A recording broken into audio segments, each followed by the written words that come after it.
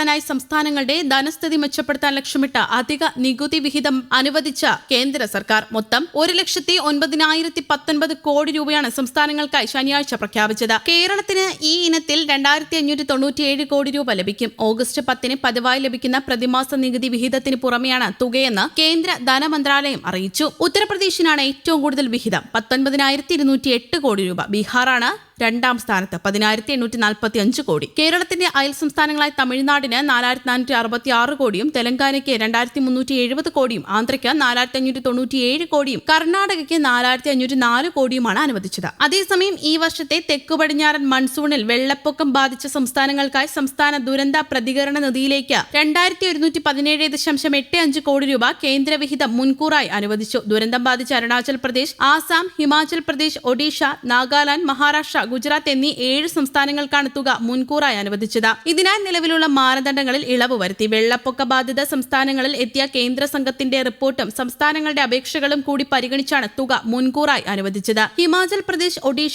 നാഗാലാൻഡ് എന്നീ സംസ്ഥാനങ്ങൾക്ക് 2026-27 സാമ്പത്തിക വർഷത്തെ SDRFന്റെ ആദ്യ ഗഡു നേരത്തെ അനുവദിച്ചിരുന്നു. അതുകൂടാതെ ഹിമാചൽ പ്രദേശിന് 193.95 കോടിയും ഒഡീഷയ്ക്ക് 500 കോടിയും വീതം രണ്ടാം ഗഡു കൂടി മുൻകൂറായി അനുവദിച്ചു.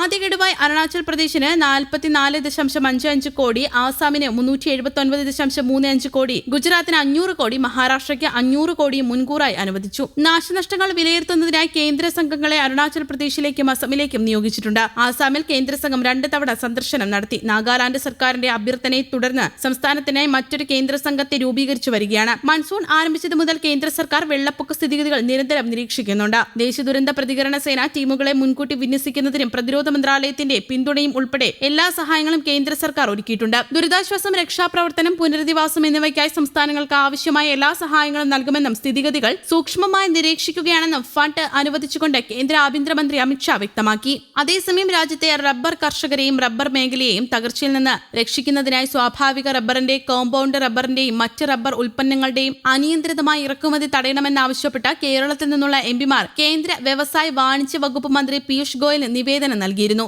Antony, Kodikunnil Suresh, K Francis George, Rajmohan Unnithan എന്നിവരടങ്ങുന്ന നിവേദക സംഘമാണ് മന്ത്രിയെ കണ്ടത്. 2025 ഏപ്രിൽ മുതൽ ഡിസംബർ വരെയുള്ള കാലയളവിൽ ഏകദേശം 6,294 കോടി രൂപ വിലമതിക്കുന്ന 3,69,514 ടൺ പ്രകൃതിദത്ത റബ്ബറാണ് ഇന്ത്യ ഇറക്കുമതി ചെയ്തത്. ഇതിൽ 1,72,057 ടൺ റബ്ബർ നികുതിരഹിതമായാണ് എത്തിയത്. കൂടാതെ കോമ്പൗണ്ട് റബ്ബറിന്റെ ഇറക്കുമതി 2024 1,71,621 ടണ്ണായിരുന്നെങ്കിൽ 2025 47.4% വർദ്ധിച്ച് അത് 2,52,899 ടണ്ണായി കുത്തനെ ഉയർന്നു. HSN കോഡ് 4005 ദുരുപയോഗം ചെയ്താണ് ഇത്തരം ഇറക്കുമതികൾ നടക്കുന്നത്. പ്രകൃതിദത്ത റബ്ബറിന് 25% ഇറക്കുമതി തീരുവ ഈടാക്കുമ്പോൾ ഇന്ത്യ ആസിയാൻ സ്വതന്ത്ര വ്യാപാര കരാറിന് കീഴിൽ 5% ഇളവ് തീരുവയിലാണ് കോമ്പൗണ്ട് റബ്ബർ ഇറക്കുമതി നിർബാധം തുടരുന്നത്. വലിയ തോതിലുള്ള ഈ ഇറക്കുമതി ആഭ്യന്തര വിപണിയിൽ പ്രകൃതിദത്ത റബ്ബറിന്റെ വില ഉൽപാദന ചെലവിനേക്കാൾ താഴാൻ കാരണമായി. ഇത് രാജ്യത്തെ, പ്രത്യേകിച്ച് കേരളത്തിലെ റബ്ബർ കർഷകരെ ഗുരുതര സാമ്പത്തിക പ്രതിസന്ധിയിലാക്കിയിരിക്കുകയാണ്. ഇന്ത്യയിലെ റബ്ബർ ഉൽപാദക സംഘങ്ങളുടെ പ്രാദേശിക ഫെഡറേഷനുകളുടെ ദേശീയ കൺസോർഷ്യത്തിന്റെ കണക്കുപ്രകാരം തുടർച്ചയായ വിലക്കുറവ് കാരണം റബ്ബർ തോട്ടങ്ങളുടെ 30%-ലധികം ഉപയോഗിക്കപ്പെടാതെ കിടക്കുകയാണ്. നികുതി ഏകീകരണം.